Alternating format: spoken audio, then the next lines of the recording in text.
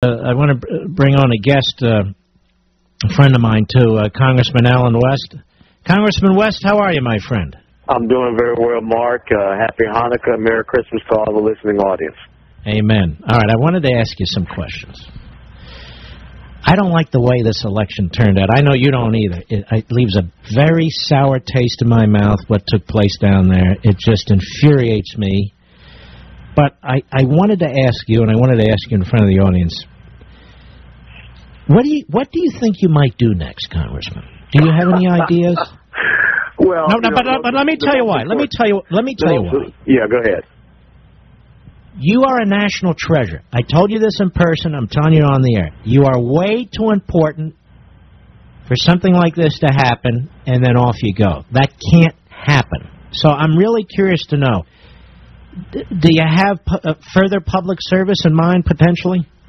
Well, the most important thing everyone has to understand is that my voice is not going to be lost. We've gotten a lot of opportunities, a lot of offers, and we're going to make sure that we continue to have that platform where we can talk about constitutional conservatism, about limited government, fiscal responsibility, individual sovereignty, and a free market and strong national defense. So you're not going to lose me. I think that there are many different ways that I can continue to serve this country. You don't have to sit right there in Congress, and I think actually, Mark, I have more freedom of maneuver and freedom of movement to get out and about all across the country and inspire people and take that message to them so that we can have a resurgence, because I think right now the most important thing is we have to be principle-based. We have to start looking at the right type of policies, and we have to start looking at, developing a movement that gets the right type of people in the White House, in the House, and also in the Senate to be in these positions, not just at the federal level, but also at the state level, because I think state legislatures and gubernatorial positions are important as well. So, I'm a warrior. I'm a warrior, and I'm a statesman, and I'm a servant of this republic, and I'm not going away just because of a congressional race where it seems they had to cheat to beat me. They sure as hell did. It's disgusting. But now, you see what's going on in Washington here. What do you make of all this, and what do you conclude here? Well, first of all, one of the things that we need to stop doing as a quote-unquote GOP is what I call the circular firing squad. We've got to move away from that. We have to have some type of unity. It has to be based upon our principles, and we have to stick to that. I think this whole thing about having negotiations with President Obama is silly. President Obama is a Marxist, socialist, rigid ideologue, and for whatever reason he believes he has some self-conceived mandate to go out and further destroy and ruin our economy.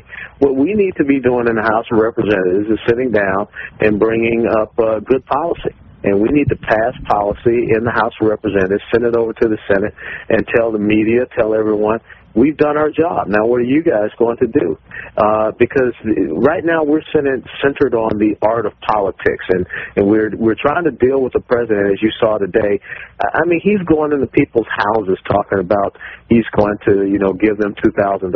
Well, he should explain the fact that he's already decimated their median family income by $4,000.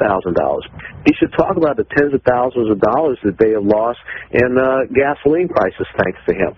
He's not talking about the price of food and commodities at the grocery store because we're devaluing our dollar and we have an inflationary aspect that is going on right now. So we need to have people that are talking about policy, getting policy passed in the House, and saying we're not going to sit around here and play this thing out in the media.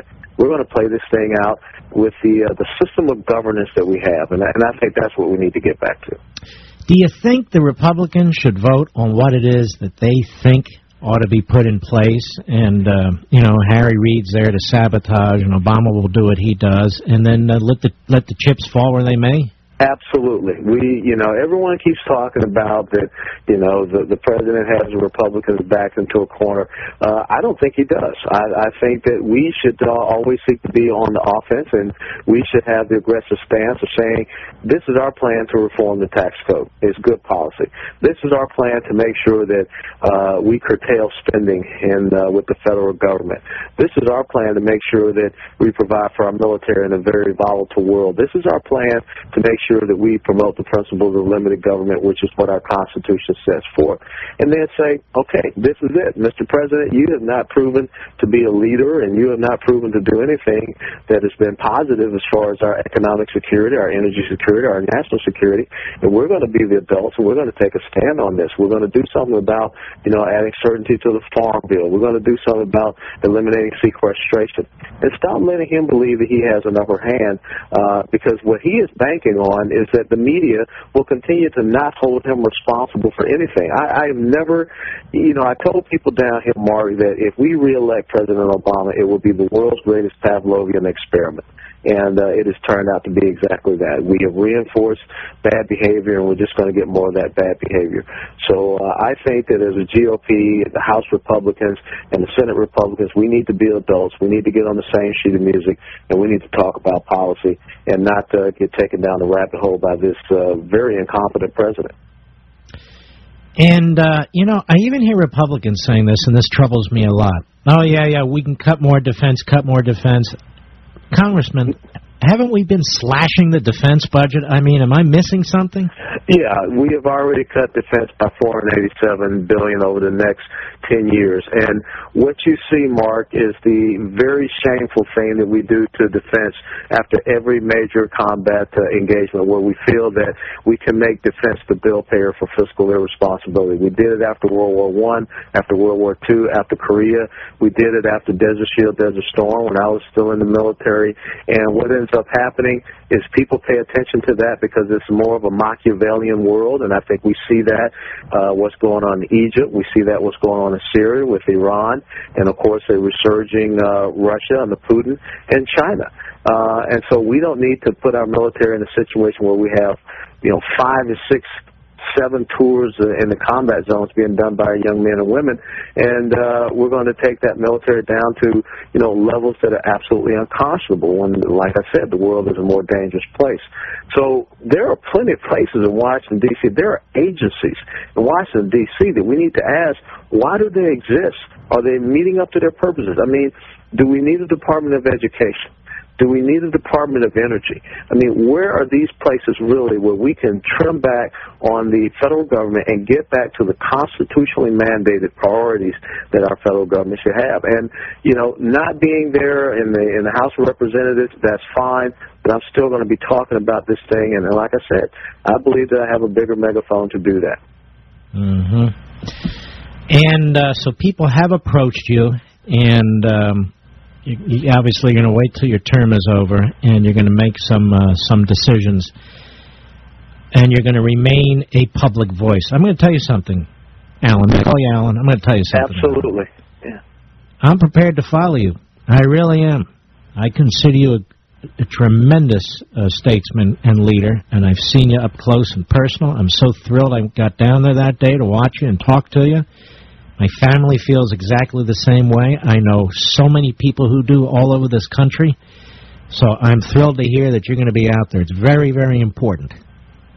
Well, it is important that, we pass on a better America than what was left to us by, our great generation. Your father that I met, my father, my mother, we've got to do right by our children and grandchildren. And right now, I see that we're not going to do right by them. And, like I said, I love this country. And this country is, truly, as I said, you talk about a fair shot. Think about a guy that came from the inner city of Atlanta, Georgia, and he had the opportunity to represent Palm Beach Island. That's what America is. That's the exceptionalism of this country, and that's what we're going to continue to fight for. So after Christmas, we'll be sitting down with a family. We're going to be weighing all these options and opportunities we have, and we're going to make the best decision for us as a family and also for our country. And my wife and daughters know that Dad has a passion for this country, and I'm not going to go away. Well, give them my best. You're a beautiful, brilliant wife, and we'll meet again. Oh, absolutely, we shall. And as we say in the military, I'll see you on the high ground. Amen. And God bless you, Congressman. God keep you. All right, take care. This guy is terrific. I'm telling